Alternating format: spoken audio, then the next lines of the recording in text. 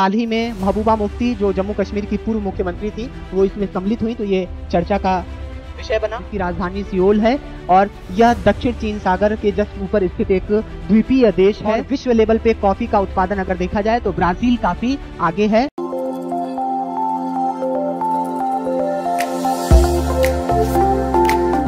स्वागत है आप सभी का एग्जाम 30 के इस यूट्यूब चैनल पे।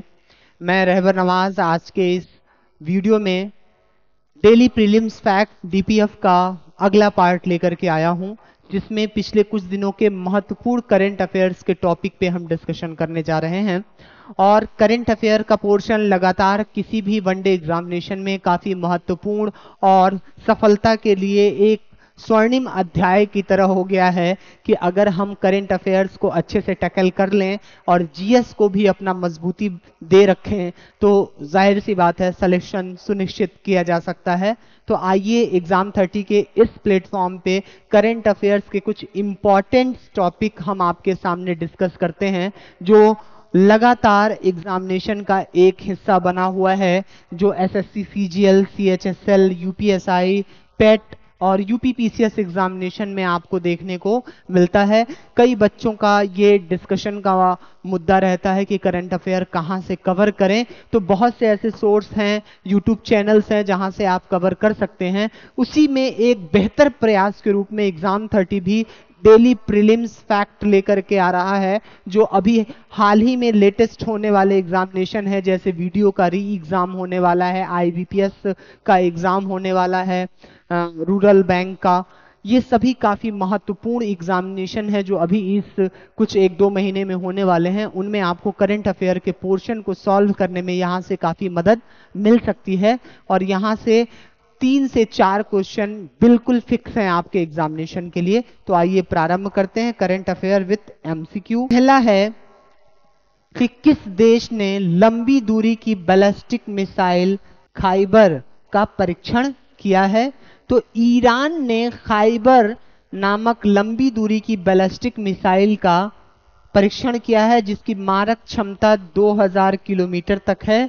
हाल ही में ईरान ने इसका परीक्षण किया था, ठीक है, और ये लगभग 1.5 मीट्रिक टन तक वजनी है।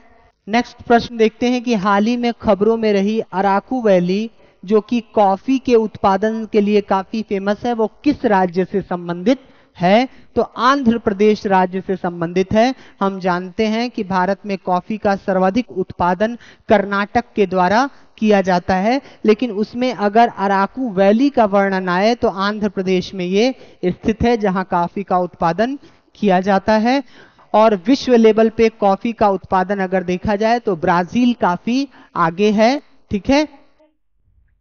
फिर उसके बाद आंध्र प्रदेश की अराकू वैली कॉफी ने हाल ही में कृषि और प्रसंस्कृत खाद्य उत्पाद निर्यात विकास प्राधिकरण एपेडा से जैविक उत्पादन के लिए राष्ट्रीय कार्यक्रम प्रमाणन पत्र प्राप्त किया है, इस वजह से चर्चा में है।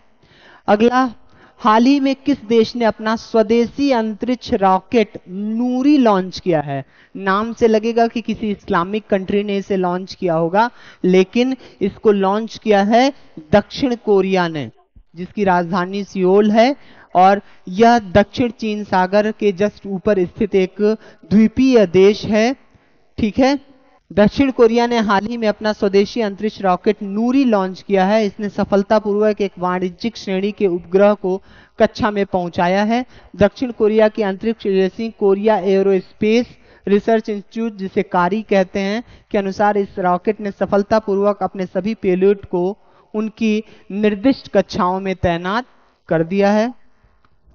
अगला,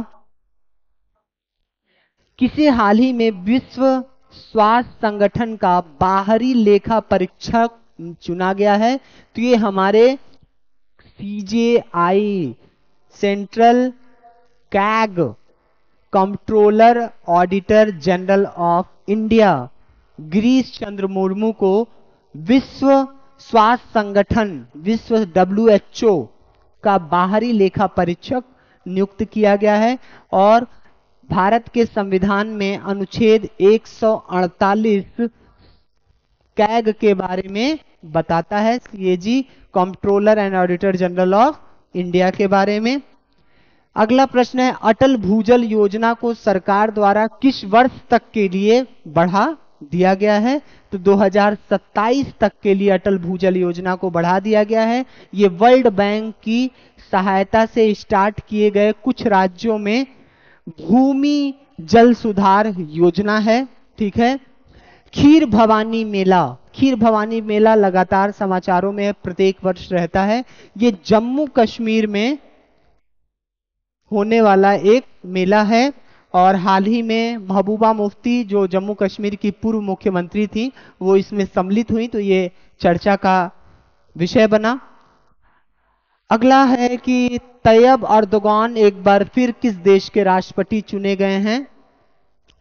लगातार राष्ट्रपति चुने जा रहे हैं। ये तुर्की लिखा है लेकिन तुर्की ने अपना नाम बदल के तुर्कीये कर लिया है, जिसकी राजधानी इस्तांबुल है। ये काला सागर तथा एजियन सी के आसपास स्थित एक देश है और इसकी राजधानी यूरोप में पड़ती है। ठीक है। इसने ये रहा आपका टर्की का एक नक्शा, मान लीजिए इस तरफ है काला सागर और यहाँ पे है आपका डर्नेडीज जल संधि और यहाँ पे आपको मिलता है एजियन सी वगैरह। ठीक है। और भूमध्य सागर है, भूमध्य सागर से जुड़ा हुआ है और यहीं पे क्या है? टर्की देश है। ठीक है।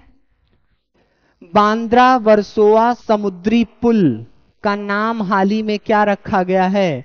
28 मई को वीर सावरकर दिवस मनाया जाता है और उसी के उपलक्ष्य में बांद्रा वर्सोवा समुद्री पुल जो कि महाराष्ट्र में स्थित है, वहां के मुख्यमंत्री ने क्या किया है? उसका नाम किया है वीडी सावरकर पुल नाम कर दिया है।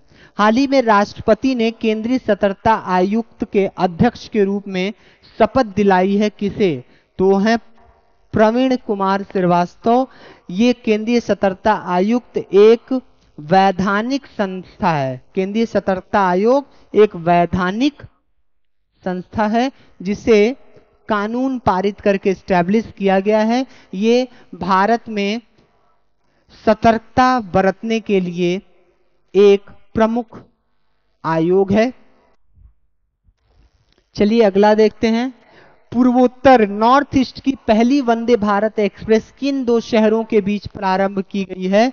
तो ये गुवाहाटी से जलपाईगुड़ी के बीच स्टार्ट की गई है। ठीक है। ये उत्तर भारत की पहली वंदे भारत ट्रेन है।